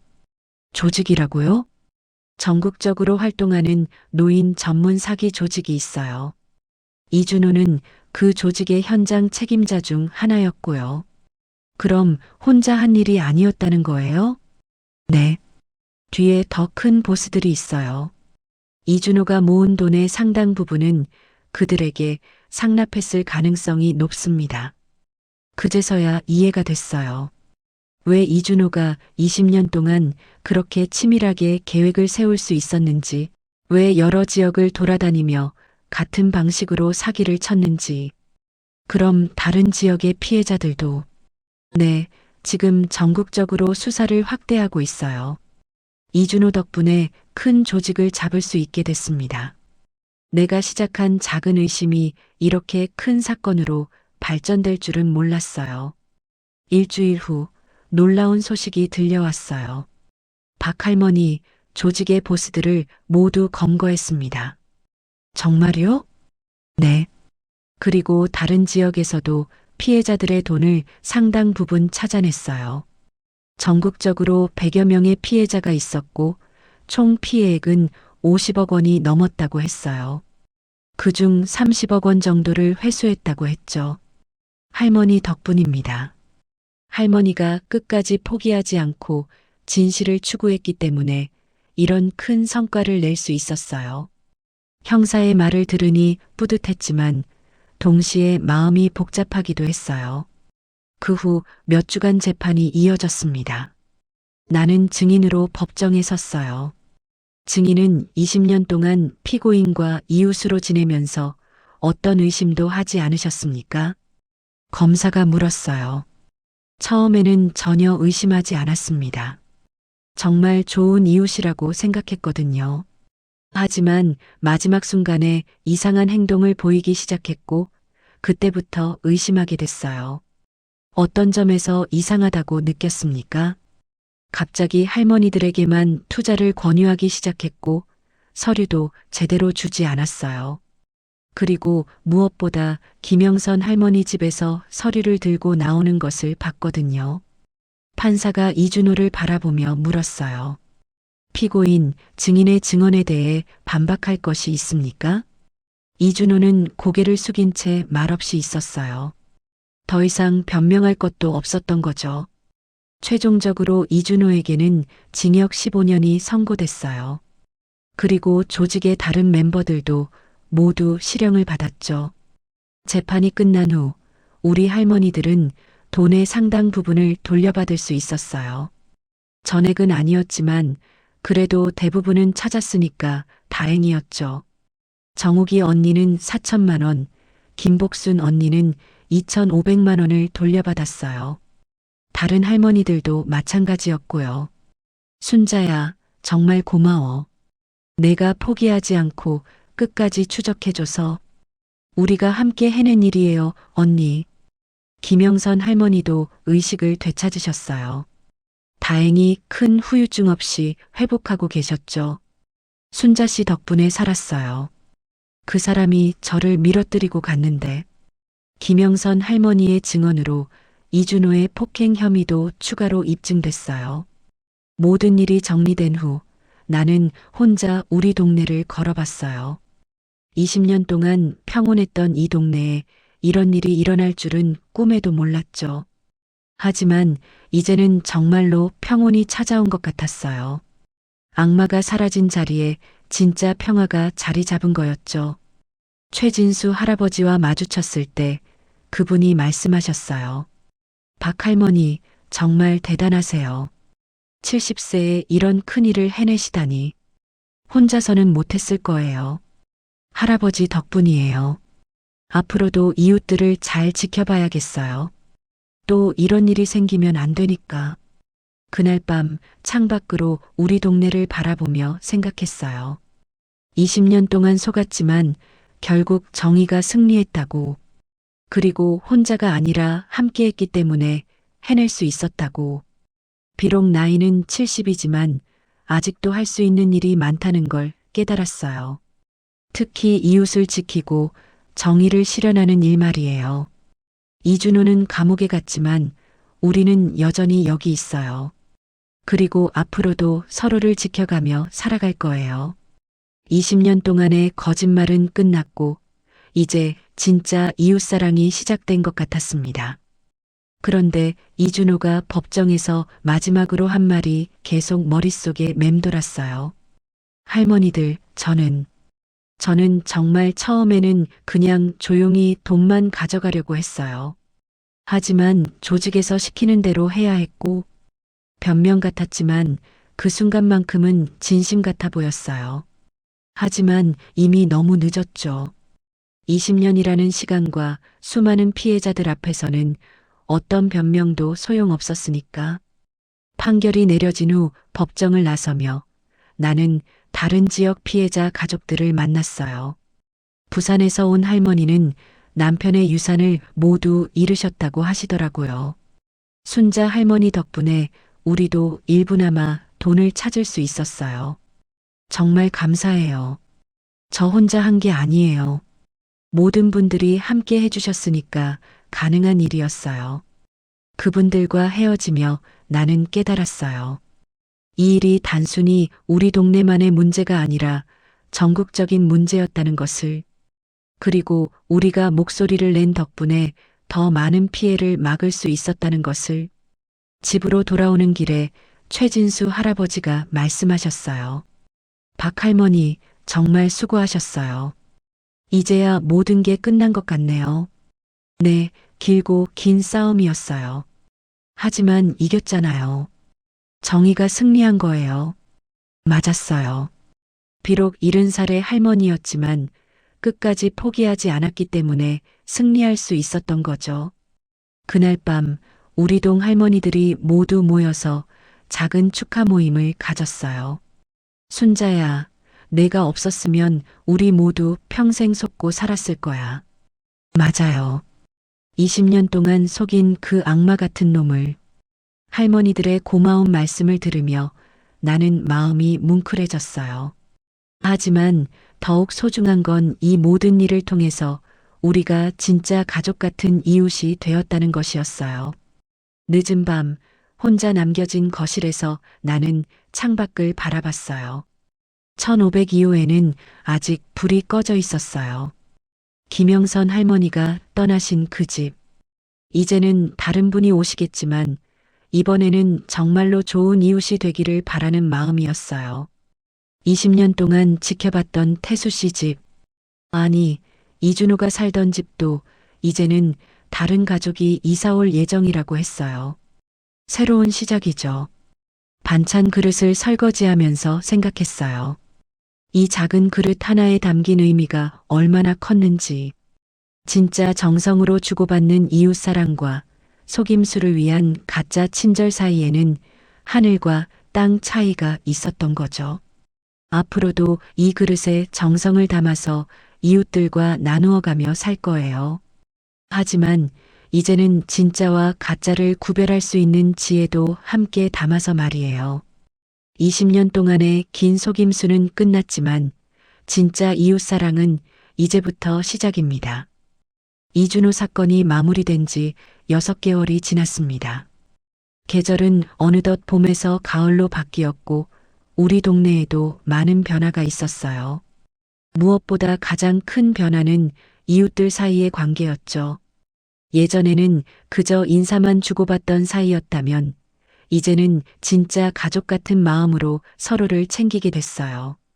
아침 7시 여전히 규칙적으로 일어나는 습관은 변하지 않았습니다. 하지만 이제는 창밖을 내려다보며 의심스러운 마음이 드는 일은 없어요. 대신 이웃들의 안부를 자연스럽게 확인하게 되었죠. 순자 할머니, 안녕하세요. 아래층에서 올라오는 최정자 할머니의 밝은 목소리가 들렸어요. 요즘 정자 언니는 매일 아침 운동을 나가시는데 지나가시면서 항상 인사를 해주세요. 언니, 오늘도 운동 가세요? 네. 요즘 건강해졌다고 의사가 칭찬하더라고요. 정자 언니는 이준호 사건 이후로 건강관리에 더욱 신경 쓰게 되셨어요. 혼자서도 당당하게 살 수 있는 힘을 기르겠다고 하시면서 말이죠. 부엌에서 아침 준비를 하는데 현관문을 두드리는 소리가 났어요. 예전 같으면 조심스럽게 확인했겠지만 이제는 자연스럽게 문을 열었죠. 순자야, 나야. 정옥이 언니였어요. 손에는 김이 모락모락 나는 찐빵을 들고 계셨죠. 어머, 언니. 또 이런 걸 왜 사왔어요? 딸이 보내준 거야. 혼자 먹기 아까워서 나누려고. 언니가 웃으며 찐빵을 건네주셨어요. 예전에는 서로 조심스럽게 도움을 주고받았다면 이제는 정말 가족처럼 자연스러워졌어요. 그런데 순자야, 복순이 봤어? 아직 못 봤는데 왜? 어제 저녁에 좀 기침을 하더라고. 혹시 감기가 걸린 건 아닌가 싶어서. 정옥이 언니의 걱정 어린 목소리에서 진짜 가족애가 느껴졌어요. 예전에는 각자 조심스럽게 살았다면 이제는 서로의 안부를 진심으로 걱정하게 되었거든요. 그럼 내가 가서 확인해 볼게. 같이 가자. 우리는 함께 김복순 언니 집으로 갔어요. 초인종을 누르자 기침 소리와 함께 문이 열렸죠. 어머, 왜들 이렇게 일찍? 언니 괜찮아요? 어제 기침한다고 들었는데. 아, 그거 별거 아니에요.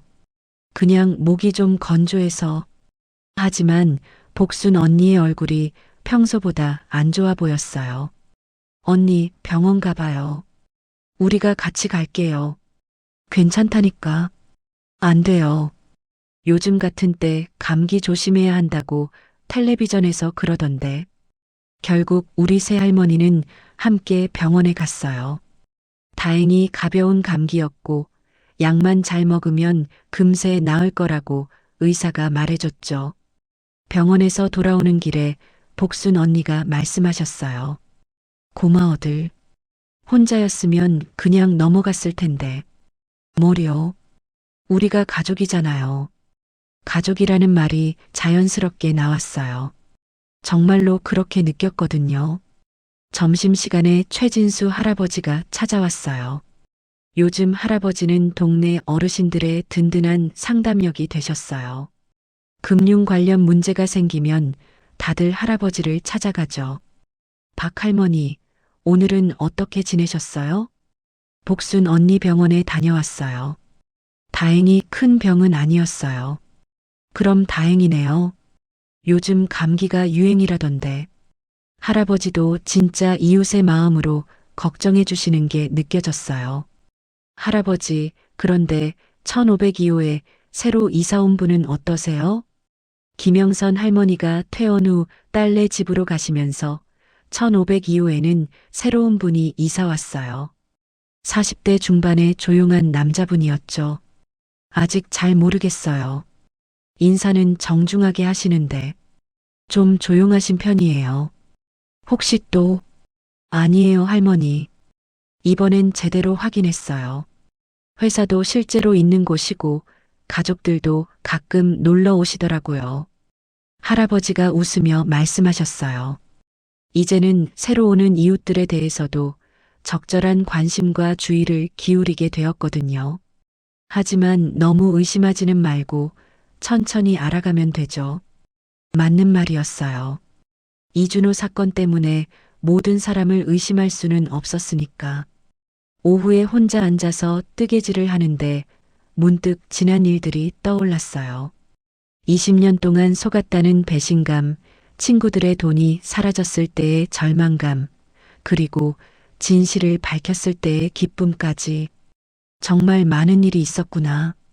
하지만 후회는 없었어요. 오히려 그 일을 통해서 진짜 이웃의 의미를 깨달을 수 있었거든요. 예전에는 그저 같은 건물에 사는 사람들이었다면 이제는 서로의 안부를 진심으로 걱정하고 챙기는 가족 같은 존재가 되었죠. 저녁 무렵 아들 민호가 전화를 걸어왔어요. 어머니, 안녕하세요? 응, 민호야. 요즘 어떻게 지내세요? 몸은 괜찮으시고? 응, 괜찮아. 이웃분들이 잘 챙겨주셔서. 그나저나 어머니, 정말 대단하세요. 그 어려운 일을 해결하시다니. 혼자 한 게 아니야. 최진수 할아버지랑 다른 이웃들이 도와줘서 가능한 일이었어. 그래도 어머니가 먼저 나서지 않으셨으면 모든 분들이 계속 당했을 텐데. 아들의 말을 들으니 뿌듯하기도 했지만 동시에 마음이 무거워지기도 했어요. 혹시 내가 나서지 않았다면 정말 더 많은 할머니들이 피해를 당했을까요? 민호야, 나는 그냥 이상한 게 보여서 확인해 본 것뿐이야. 특별한 건 아니었어. 어머니, 그게 바로 특별한 거예요. 보통 사람들은 20년 동안 믿어온 이웃을 의심하기 어려워하거든요. 전화를 끊고 나서 생각해 봤어요. 정말로 내가 특별한 일을 한 걸까? 아니에요. 그냥 이웃을 사랑하는 마음, 옳지 않은 일을 그냥 넘어갈 수 없는 마음이 있었을 뿐이에요. 밤 9시쯤 창밖으로 우리 동네를 내려다봤어요. 따뜻한 불빛이 켜진 집들, 저녁 산책을 나온 이웃들, 그리고 아이들 웃음소리까지. 평온한 일상이 돌아온 거였죠. 그런데 문득 1502호가 눈에 띄었어요. 새로 이사 온 분이 베란다에서 뭔가를 하고 계셨어요. 가까이서 보니 화분에 물을 주고 계시는 거였네요. 참 부지런하시네. 더 이상 의심의 눈으로 보지 않았어요. 대신 따뜻한 마음으로 지켜봤죠. 언젠가는 인사를 나누고 또 좋은 이웃이 될 수 있을 거라는 믿음으로 말이에요. 다음 날 아침 평소보다 일찍 일어났어요. 오늘은 특별한 날이었거든요. 우리 동 할머니들이 함께 나들이를 가기로 한 날이었어요. 이준호 사건 이후로 할머니들끼리 더욱 가까워졌고 한 달에 한 번씩은 함께 어딘가 다녀오자고 약속했었거든요. 순자야, 준비됐어? 정옥이 언니가 먼저 와서 기다리고 계셨어요. 네, 언니. 복순 언니는요? 아까 보니까 벌써 아래에서 기다리고 있더라. 우리는 함께 아래로 내려갔어요. 김복순 언니와 최정자 언니, 그리고 최진수 할아버지까지 모두 모여 있었죠. 어머, 할아버지도 오시는 거예요? 제가 가이드를 하기로 했어요. 어르신들만 다니시기엔 불안하잖아요. 최진수 할아버지의 배려에 모든 할머니들이 고마워했어요. 오늘 목적지는 경복궁이었어요. 오래간만에 나들이라 모두들 설레어 하셨죠. 순자야, 이런 기분 언제만에 느끼는지 모르겠어. 맞아요, 언니. 요즘 들어서 더 활기가 생긴 것 같아. 정말로 그랬어요. 예전에는 각자 조용히 지냈다면 이제는 함께하는 일들이 많아졌거든요. 경복궁에서 사진도 찍고 맛있는 점심도 먹고 오랜만에 즐거운 하루를 보냈어요. 할아버지, 정말 감사해요. 덕분에 좋은 하루 보냈어요. 저도 즐거웠어요. 앞으로도 가끔 이런 시간 가져요. 집으로 돌아오는 길에 정옥이 언니가 말씀하셨어요. 순자야, 생각해보니까 그 일이 일어나지 않았으면 우리 이렇게 가까워지지 못했을지도 모르겠어. 맞아요. 나쁜 일이었지만 결과적으로는 좋은 일도 많이 생겼어요. 그날 밤 침대에 누워서 오늘 하루를 돌이켜봤어요. 함께 웃고, 함께 걱정하고, 함께 기뻐하는 진짜 이웃들이 생긴 거였죠. 20년 동안 혼자 있었던 세월이 전혀 아깝지 않았어요. 오히려 이제야 진짜 이웃을 만난 기분이었거든요. 며칠 후 뜻밖의 소식을 들었어요. 박 할머니, 좋은 소식이 있어요. 담당 형사가 전화를 걸어왔어요. 이준호가 복역 중에 다른 사건들에 대해서도 자백하기 시작했어요. 덕분에 추가로 피해자들의 돈을 더 찾아낼 수 있을 것 같습니다. 정말요? 네. 그리고 할머니께서 받으실 포상금도 나올 예정이에요. 포상금이라니. 돈을 위해서 한 일은 아니었지만 그래도 기분이 좋았어요. 그 돈으로 뭐 하실 생각이세요? 포상금으로 뭘 할까 생각해 보니 딱 떠오르는 게 있었어요. 이웃들과 함께 쓸 수 있는 일에 사용하고 싶어요. 한 달 후 우리 동에는 작은 변화가 생겼어요. 1층 로비 한쪽에 이웃 소통 공간이 만들어진 거였죠. 포상금으로 의자와 테이블, 그리고 작은 도서관까지 만들었어요. 순자 할머니 덕분에 이런 좋은 공간이 생겼네요. 모든 분들이 함께 만든 공간이에요. 이제 할머니들은 매일 오후에 여기서 모여서 차도 마시고, 이야기도 나누고, 때로는 함께 뜨개질도 해요. 새로 이사 온 1502호 분도 가끔 내려와서 인사를 나누시죠. 조용하지만 예의 바른 분이셨어요. 안녕하세요. 항상 챙겨주셔서 감사해요. 천만에요. 이웃끼리 당연한 거죠. 자연스럽게 대화를 나누며 점차 친해지고 있어요. 이번에는 서두르지 않고 천천히 알아가고 있죠. 계절이 바뀌어 겨울이 왔어요. 첫눈이 내리던 날 나는 창밖을 바라보며 지난 1년을 돌아봤어요. 20년 동안의 거짓말이 드러나고 진실을 찾아가는 험난한 과정이 있었지만 결국 더 큰 행복을 찾은 것 같아요.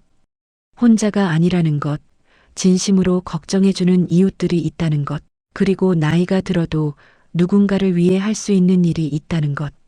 모든 게 감사했어요. 현관문을 두드리는 소리에 문을 열었어요.